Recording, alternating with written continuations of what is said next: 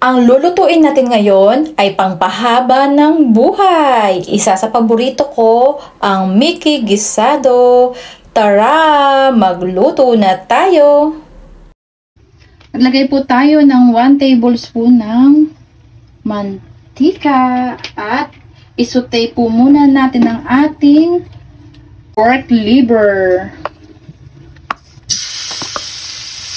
Maglagay po tayo ng konting asin sa ating pork liver para po mayroon na ng lasa ang ating pork liver mamaya. Ayan, nag-change color na po siya, kaya atin nang aalisin. After po natin isaute ang ating pork liver, isaute din naman po natin ang ating baboy.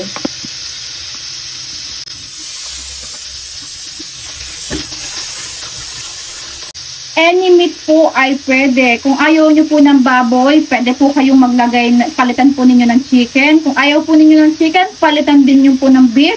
Kung ayaw naman po ninyo ng mga meat, pwede naman po gumamit kayo ng seafood. Katulad po ng pusit, katulad po ng shrimp. Yan, pwede po ninyong palitan. Ito po kasing ginamit ko mga pansahog ay ito na lang yung available ko sa ref. Again, kung ano pong meron tayo, yun na lang po ang gamitin natin. Yung pong ating lulutuin ng mag-adjust. Sa parehong kawali po, ilagay na po natin ang ating bawang at sibuyas at atin isaute. At pag nag-translucent at nag-infuse na po ang aroma ng ating bawang sibuyas, ibalik po natin ang ating baboy. Maglagay din tayo ng black pepper, mga 1/2 teaspoon. Maglagay din po tayo ng soy sauce, mga 2 tablespoon. Ayan.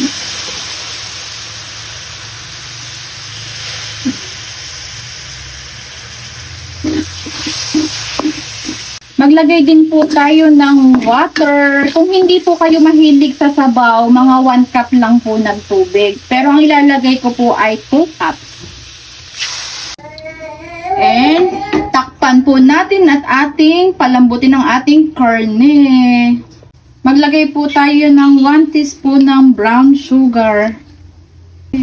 Lagay na rin po natin ang ating carrots. Carrots o carrots, ewan ko, bahala na po kayo dyan. Diba? Lagay na rin po natin ang ating fresh Mickey.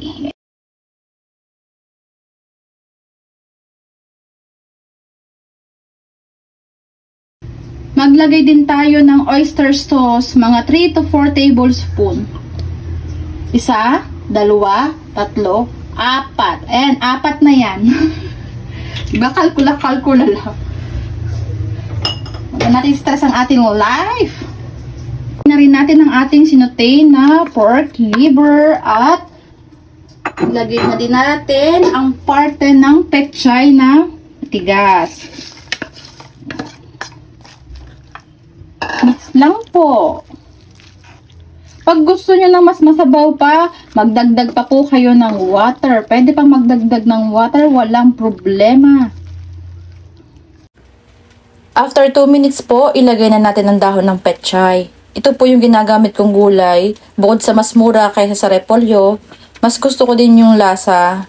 Mas lalong sumasarap ang Mickey Gisado.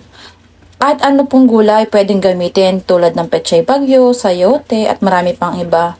Haluin lang po natin at lutuin ang pechay ng mga 3 minuto.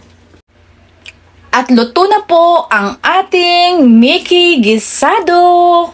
Tara nang kumain!